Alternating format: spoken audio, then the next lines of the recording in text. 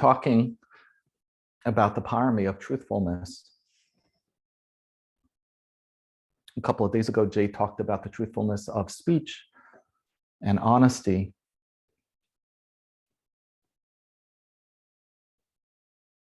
And today, I'm going to talk about truthfulness of awareness. Truthfulness of awareness. There's something that I am coming to understand over time more and more. As I understand it, I come to see how invested I was sort of unwittingly in certain very mistaken understandings or assumptions of our practice. With all the right intentions in my heart to grow and to develop and to better myself and improve my practice, thinking that there's some fundamental transformation that is the goal of the path and the practice. Turn myself into something more noble, more wholesome than I am now. Not even something I necessarily would consciously put into words, but as I reflect back, that really was my orientation. What I am coming to understand more and more deeply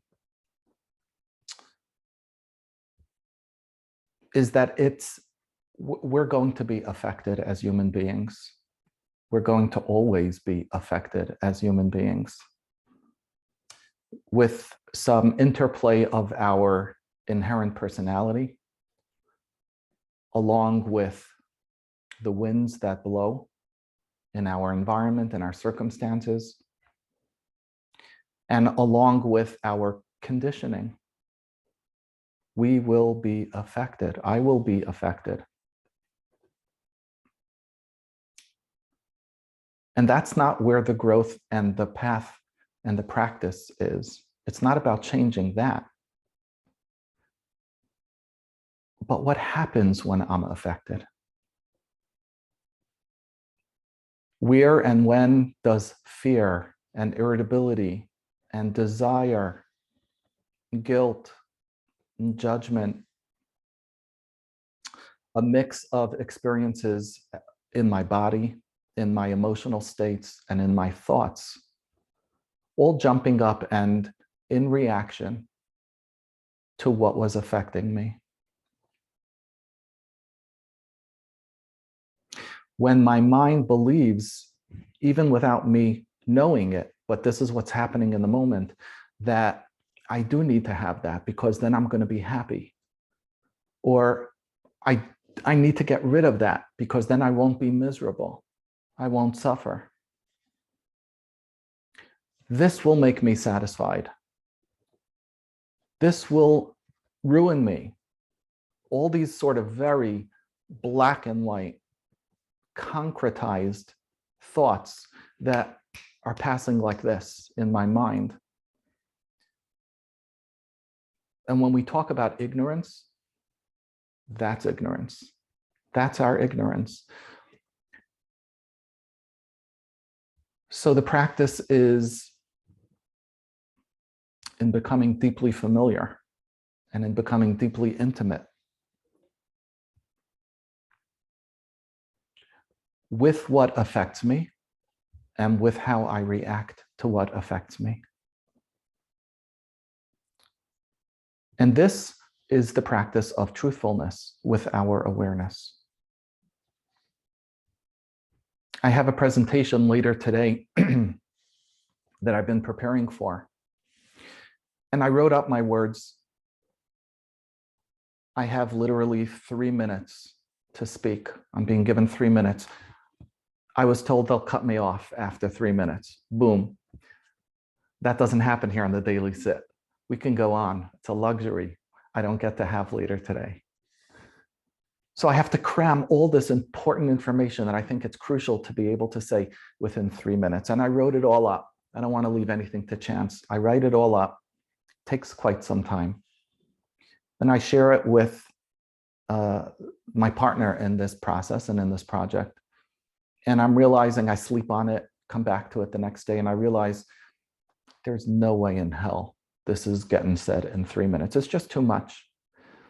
And I also realize that although I feel like every word is gold and so important, I'm taking too much time to talk about things. And I also realized that there are certain things that I didn't really take some time to talk about, some certain points that really I think do need to be made. And I'm fully on board with my partner about these ideas. You know, we got to go back, not completely to the drawing board, but we got to do a revision here. And I sit down, I open up the document on my computer, and I am completely blocked. I know what needs to change. I know why, and I know what, and I just can't seem to make those changes.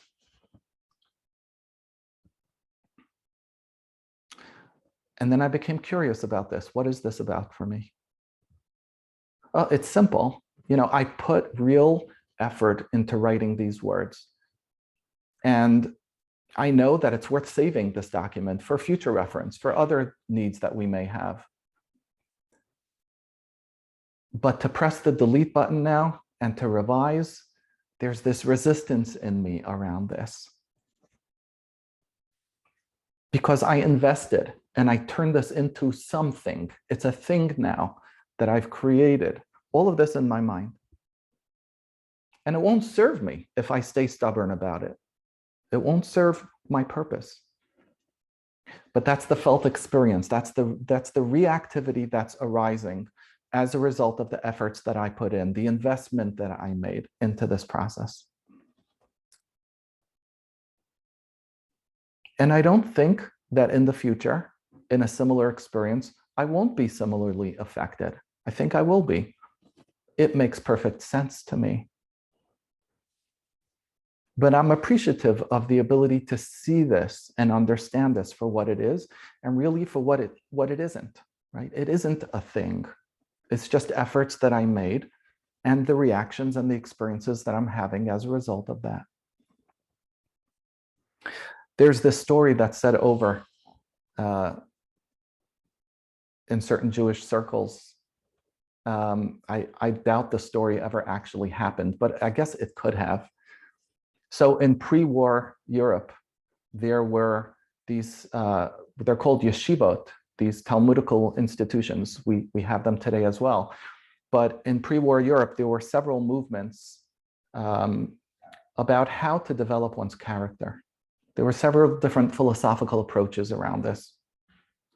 And there was one particular school of thought where the process for developing your character is to really annihilate yourself, really go full bore, full thrust attack on your sense of self, so that you can become a humble, more honest human being in the service of God and mankind. So there's the story that said that in one of these particular yeshivot, where that was the approach and that was the emphasis, there's this young man who's sitting by himself, and he's saying to himself out loud, very intensely, I am a nothing. I am a nothing. I am not anything. I am not worth anything. Like really trying to work this and internalize this message.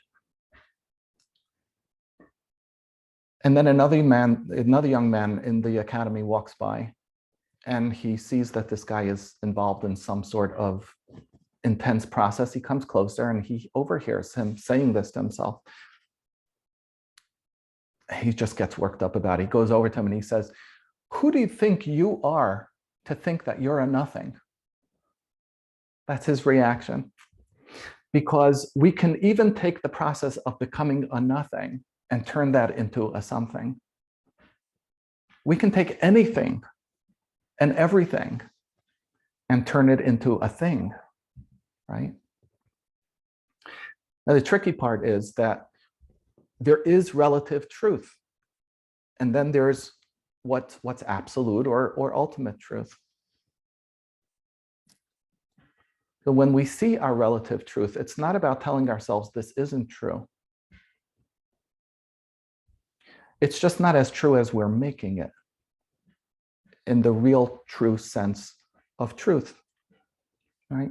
The feelings that I'm having are real. The resistances that I'm experiencing to rewrite that project, that document that I was working on, that's real. It's real and it's understandable. And there isn't anything inherently wrong about it. And not but and there's also delusion and ignorance in my reactivity. And to work through that is to see through that and to appreciate both the humanness of the reactivity and the reactivity for what it is. And what this does in my body, it allows me to become aware of this tightening that's here, this tension that's being held here, this tight attitude that I'm bringing around this. It allows me to discover space in it and around it, and to feel that space. I can feel my mind relax. It's not a physical feeling, but it is an actual experience that I'm having. I can feel the mind relax more. Okay, I understand what's happening. This sucks. I got to take all my words of gold and shave them down. This sucks. I can relax around that. And then become available to just attend to what's needed. So I want to invite us in our practice today, and then off the cushion as we're working with truthfulness, to become interested in the ways that our minds are creating something into a bigger something, into a more solidified something. It could be a thought that we're having about a person that we've encountered. It could be a thought that we're having towards a situation that we're experiencing. It could be a thought about ourselves. And it's true that we're having these experiences. I saw this beautiful, I don't know who said this initially, but it got passed to me as a meme. So I'm going to share it with you. And the topic was how to hold regret tenderly. I wish I would have done that differently.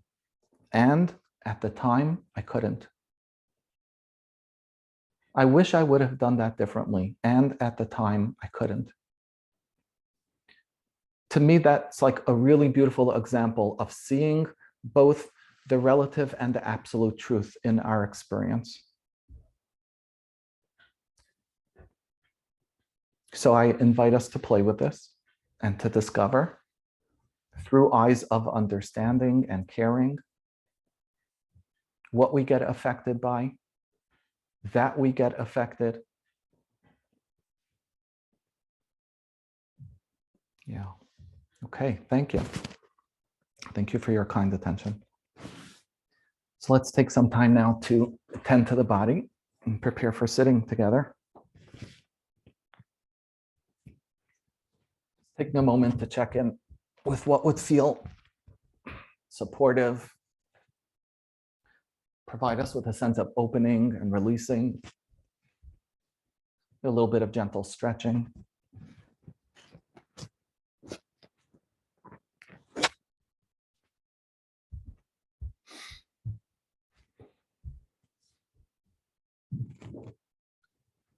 Checking in also with the breathing. Is it being held? Do we need to hold the breathing as much as we may be? Allowing the body to do its own breathing.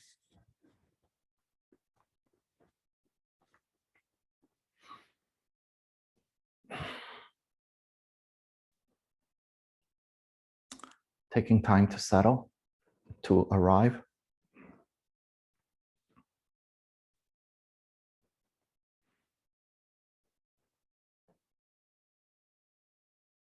Setting up our environment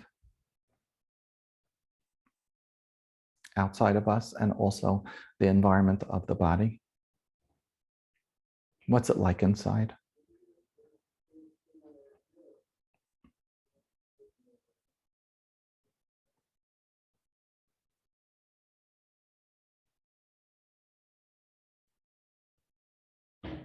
Taking a moment to say hi to ourselves, really to welcome ourselves into practice. Maybe a moment to thank ourselves and take just a little bit of appreciation for the willingness to take time and engage with this practice.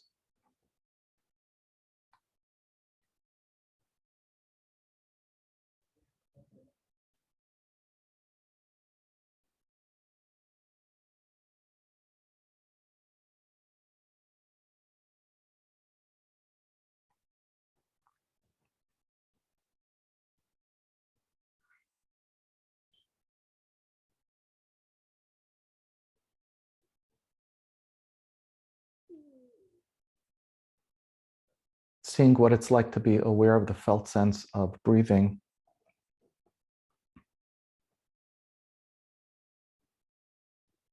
but not having to control the breathing right now.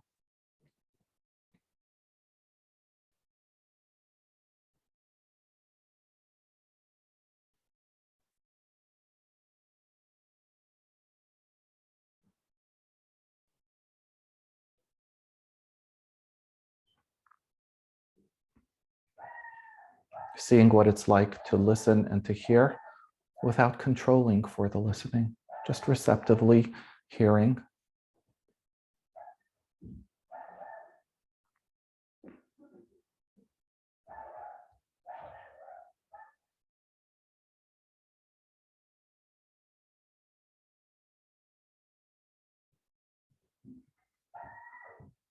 Using that same receptive listening to check in with how things feel in the body.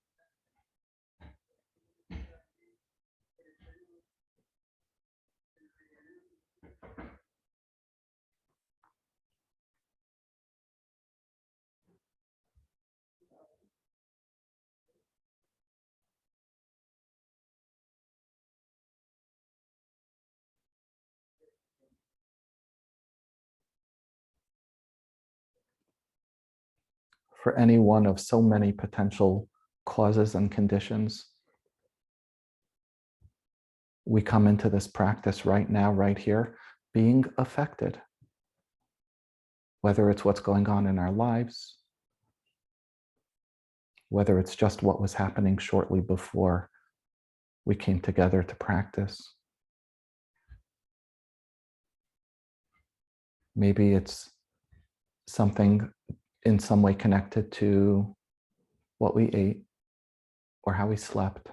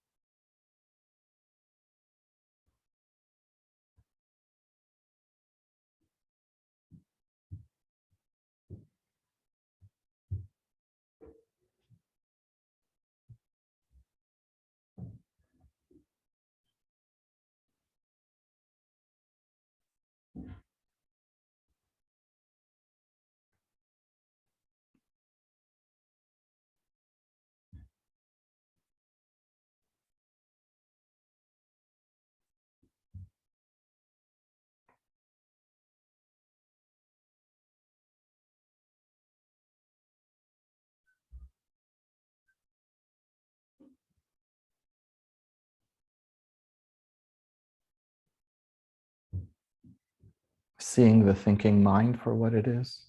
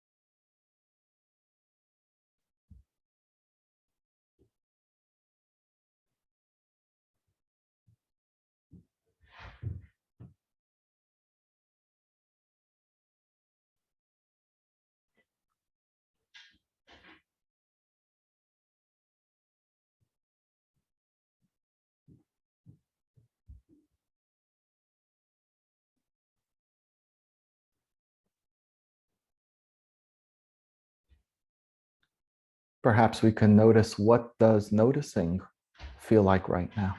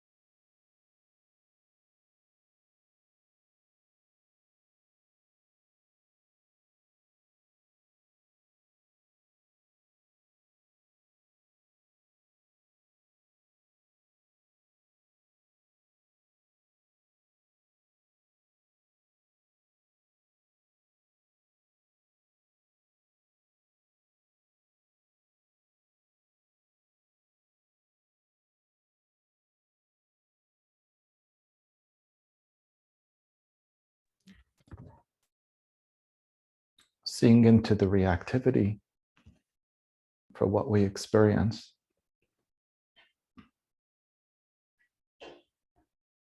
especially noticing if there's some sense of wanting something to continue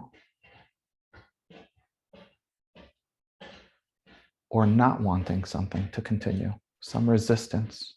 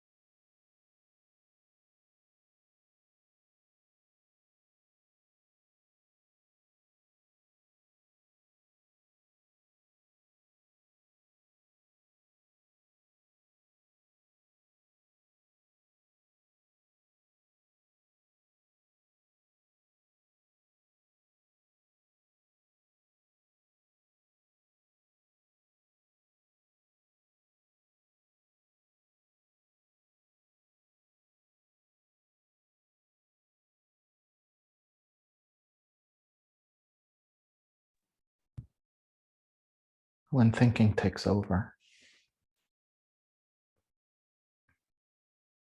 Returning to the body.